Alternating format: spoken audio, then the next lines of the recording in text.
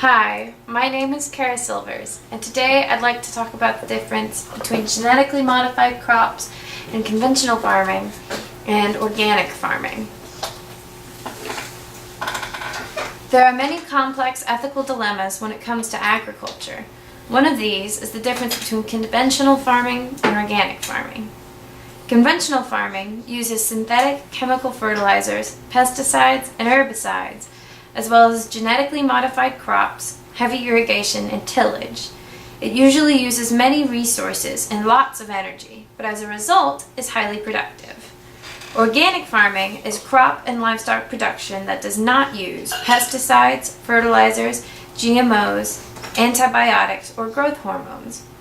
Some believe it is more ethical to participate in organic farming, an alternative to conventional farming, because it doesn't use these things and therefore is better for your health and for your body.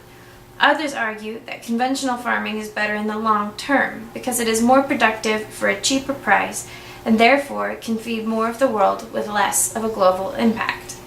Some of the main ethical considerations when considering the two methods are farming practices, pesticides, the impact on the environment, the impact on our health, and the safety of genetically modified crops in general.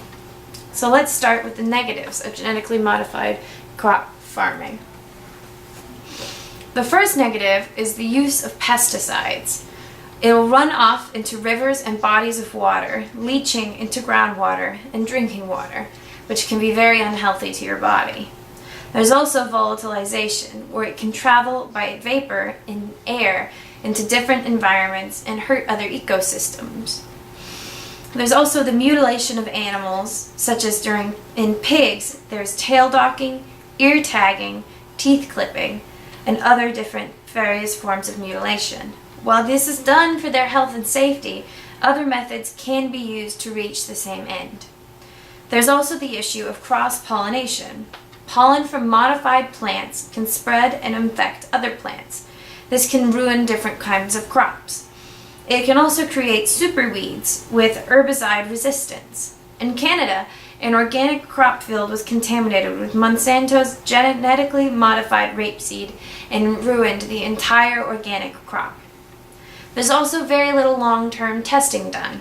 Genetic engineering is a new field, and long-term results are so far unclear. Funding only gives results to tests that have positive results, though positive results have been shown so far in the short term. There's also the problem of allergens, where the use of genetically modified crops arguably increases the chance of allergies to different produce. There's also a very large financial impact of using genetically modified foods.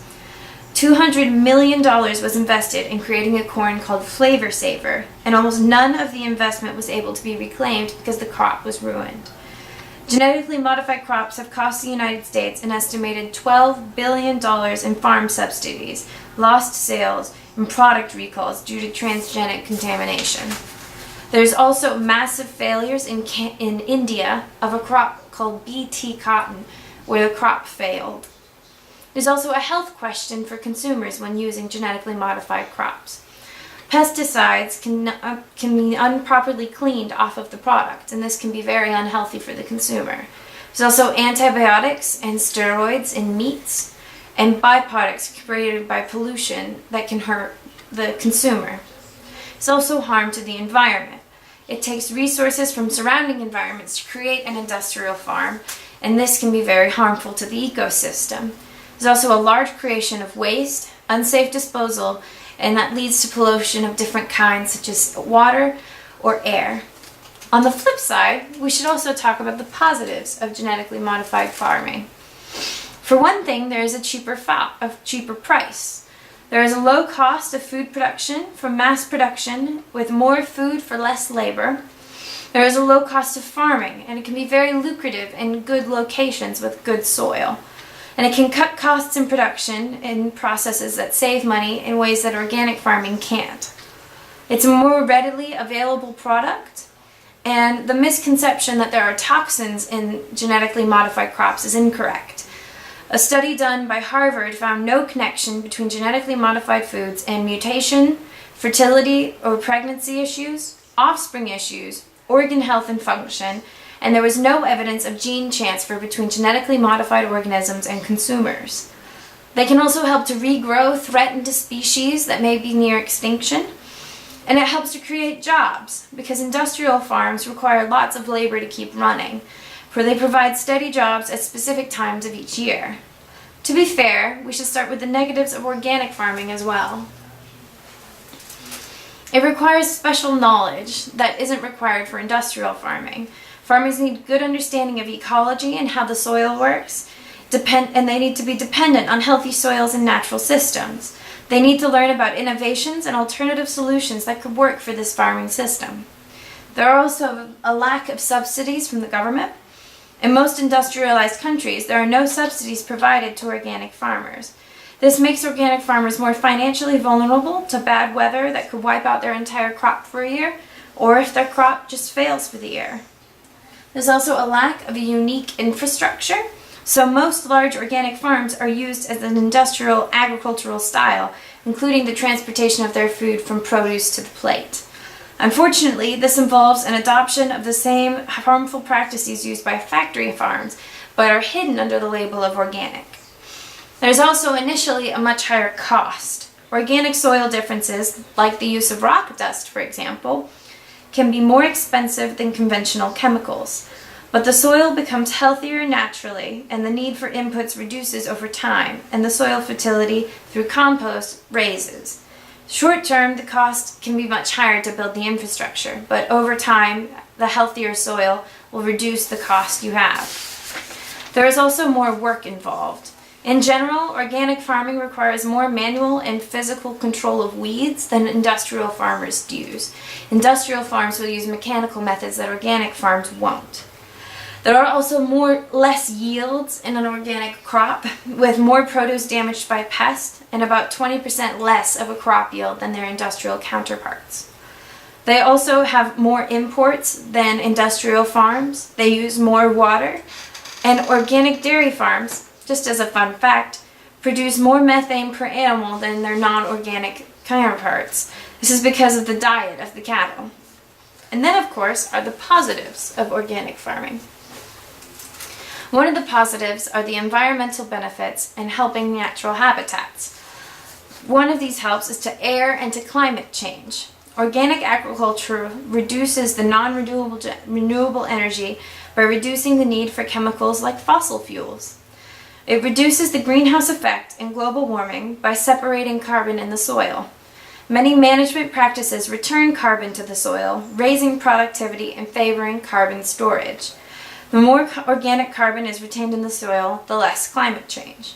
There's also an increase in biodiversity on 3 different levels: the gene level, the species level, and the ecosystem level. At the gene level, traditional seeds and breeds are preferred because they have a greater resistance to disease and their resilience to climatic stress. At the species level, diverse combinations of plants and animals help nutrients and energies cycle through production. And at the ecosystem level, the maintenance of natural areas near organic fields and the absence of chemicals creates suitable habitats for wildlife. They also help the water and the soil, with crops grown without the use of synthetic chemicals such as pesticides, herbicides, or fertilizers.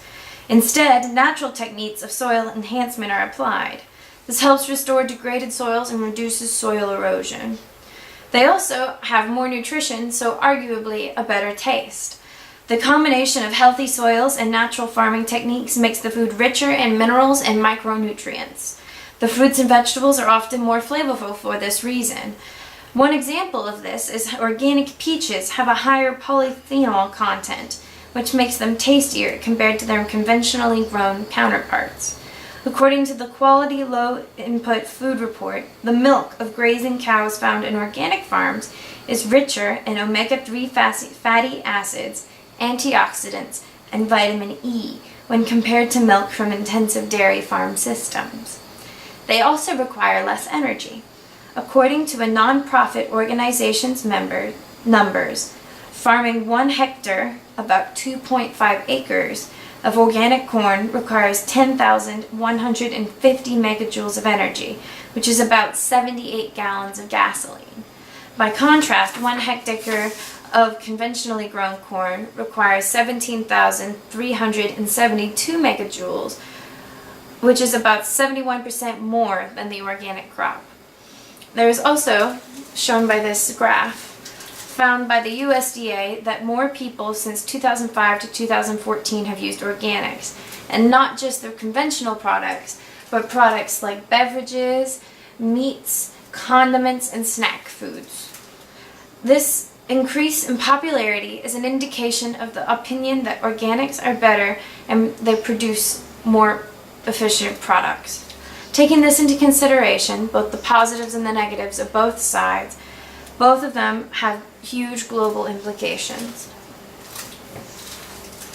One ethical implication is that of the impact on the environment. Organic farming has a reduced impact with a lack of pesticides and herbicides, and in that way, superior to conventional farming methods. But conventional farming is able to produce more than organic farming does. The ratio of organic to conventional yield was found to be 4 to 8, or in another way, organic yield is 80%, the conventional yield will be 100%. In this way, they are able to provide more globally than organic farming and have a positive impact on the environment in that way. Also, local farms that grow organics aren't always as available as conventional farming methods, and long-distance foods, though, in contrast, have pesticides and chemicals put on them to make them stay fresh. GMOs also have a big impact on the world's economy. Because with genetic engineering, you are able to make food production and creation cheaper, you can sell it to the consumer for cheaper, and this impacts the world's economy. It also makes organic food appear to be more expensive than it actually is. This impact on the economy also affects the difference between big business and little business. Because GMOs can be produced so cheaply, bigger businesses are able to sell their produce and other products at cheaper rates than local small farms. It makes it more difficult for local farmers to sell their produce. Large farms are also usually made by consolidating smaller farms or by smaller farms going out of business and being taken over by the larger farms. Many small farms are pressured by the larger farms to join this conglomerate. The rate and cost of production and the prevalence globally of small farms make it difficult for them to stay open. There's also a difference in the type of people buying these products. If it were a neutral person where money was not a factor, they could make the ethical decision to buy GMOs or organics for themselves. But for some, genetically modified crops are the only option because they cannot afford to buy organic products. People with higher incomes will be the ones buying organic products, while those with lower incomes will be the ones buying conventionally produced goods. There's also the argument of local food versus global food. Before, all produce was local, and you had to get what there was in season and what was available in your area. But with genetically modified crops, you can get food fresh from all over the globe and at any time of year. This makes the appeal of genetically modified foods much stronger, and the decision between the two much more difficult. But local food is argued to be better for you and could be a healthier option than the conventional alternative. I'd like to conclude with my own opinion on the situation. I believe that there are many benefits and negatives to both organic and conventional farming. It is easier to ignore all of the ethical prospects of the issue and just buy what is convenient, but as an informed consumer, this becomes unethical. It is more ethical to purchase goods that are organic in comparison to conventional goods when looking at the pros and the cons. They're better for the environment, they're better for biodiversity, they're better for soil health, air quality, and they are more nutritious all overall. When comparing them to the benefits of genetically modified crops and conventional farming, they have more long-term benefits and benefits for more people. Even though genetically modified foods have the benefits like revitalizing species, most of their goals are to get as much product to as many people as possible.